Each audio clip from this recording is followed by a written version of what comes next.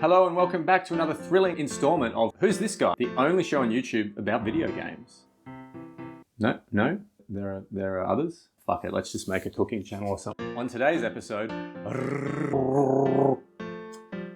no, what? Why? Roll it.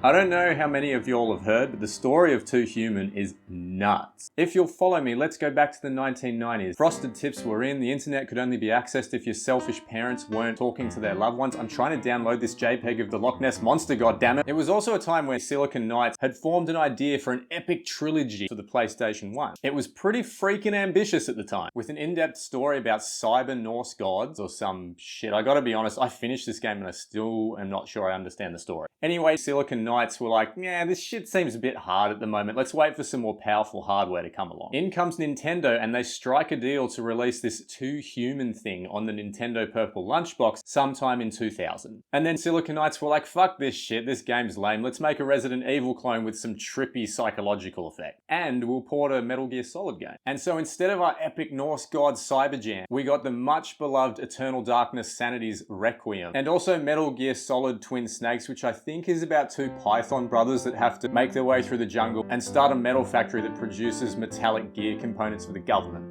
No? Oh, this looks heaps better than my idea. Cut to 2005 and Silicon Knights see the Xbox 360 waving at them from across the bar going, check out this sweat rendering. Look at these fibers on these uniforms. And they're like, fuck you, Nintendo, we out. A deal is struck and Two Human is set to release on the Xbox 360 in holiday 2006. And it doesn't release and now the budget has ballooned to anywhere between $60 and $100 million. By the way, at this stage, I'm gonna start using the word allegedly a lot because Silicon Knights have a history of being a bit, suey. So the next thing that happens on this crazy train is that Silicon Knights sue Epic Games in 2007. Yeah, you know the Fortnite company? Back in the mid-2000s, they made a shit ton of money licensing their Unreal Engine to lots of different game studios, and they still do that to this day. Anyway, Silicon Knights was like, hey, this engine sucks. Our cyber Norse gods look like shit on this thing, plays terribly, what the hell? Oh, and also stop spending the licensing money we're giving you for the engine on Gears of War 3 and fix your engine. That was kind of the basis of their argument for this lawsuit, allegedly. But then Epic was like, listen, buddy, you signed a deal to use this engine that hundreds of other studios have used to make amazing games. Oh, and also you've put pieces of our game engine into this other game you're making for Sega, which is not part of your licensing deal. As with most legal stuff, this battle went on for a really long time. It actually ended up taking 5 years. Meanwhile, it was August 2008 and it was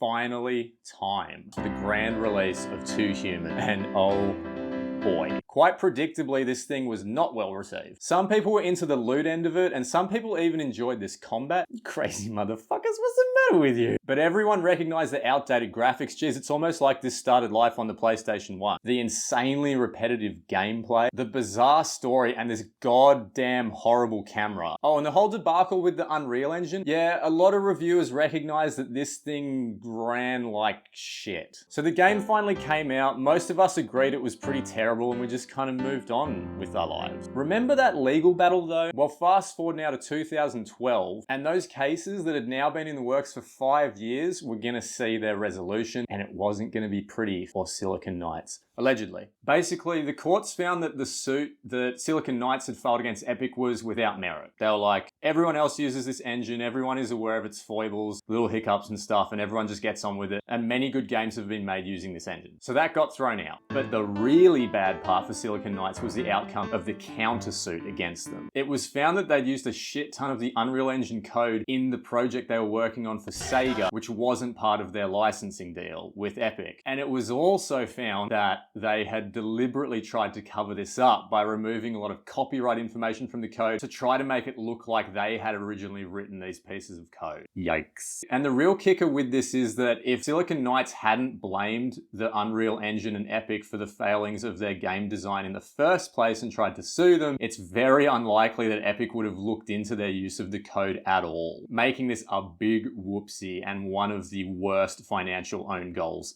ever. Silicon Knights ended up getting ordered to pay Epic around $4.5 million and allegedly almost the same amount in legal fees. The court wasn't done yet though. This judge was really determined to let Silicon Knights know that they'd fucked up big time. It was ordered that every single unsold copy of Too Human be destroyed and it also be removed from all digital marketplaces. Not only that, they also ordered that X-Men Destiny suffer the same fate. Not only that, it was also ordered that the 3 in development projects that Silicon Knights were working on could now also no longer go ahead. So the judge was basically like, you know, every single way that you have to make money and keep your company going, you can't do any of that anymore. And all this worked exactly as the court intended. 2 years after the conclusion of the lawsuit, Silicon Knights declared bankruptcy in 2014. But what does all this have to do with you, Sam? I hear no one asking. I'm really glad you asked. The year was 2017 and my sister decided to give me a quote-unquote hilarious Christmas present. I brought props today. One of them is a copy of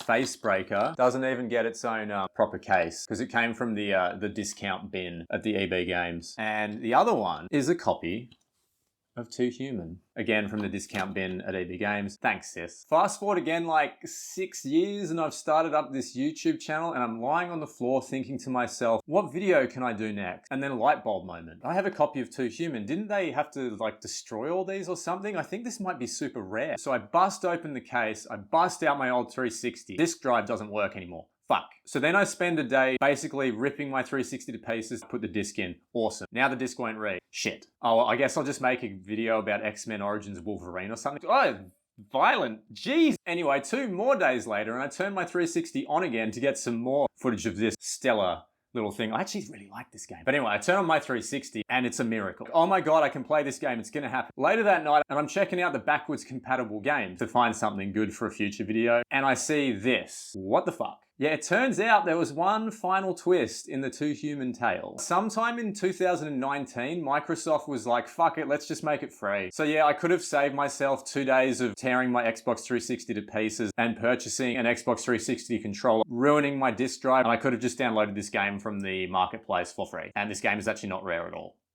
So that's the tale of Too Human and the disastrous fall of Silicon Knights, allegedly. But what's the game itself like? Oh, it's fucking terrible. You're just running down corridor after corridor, mashing the right stick in random directions. Speaking of the right stick, you have no control over the camera, and oh my God, this is the worst part of the whole game. Actually, the worst part of this game is the frame rate. Actually, the worst part might be this main character. Actually, the worst part of this game is this lady's cyber cleavage. This literally makes me feel nauseous. I'd like to be charitable and say that I don't think this game has aged well, but I can't imagine this being very good back in 2008 either. Maybe if it had originally released on the PlayStation 1, they hadn't fucked around for like 10 years. Anyway, I guess the moral of this story is don't play Too Human, even though it's free. Your time is still valuable. Please don't waste it playing this. Oh, and I guess the other moral is that if you're making a game and it's not shaping up, don't blame it on the engine you're using and then sue the people that make it. It won't end well, allegedly. So there we have it. I wonder what horrid game from the early to mid 2000s I should subject myself to next time. No.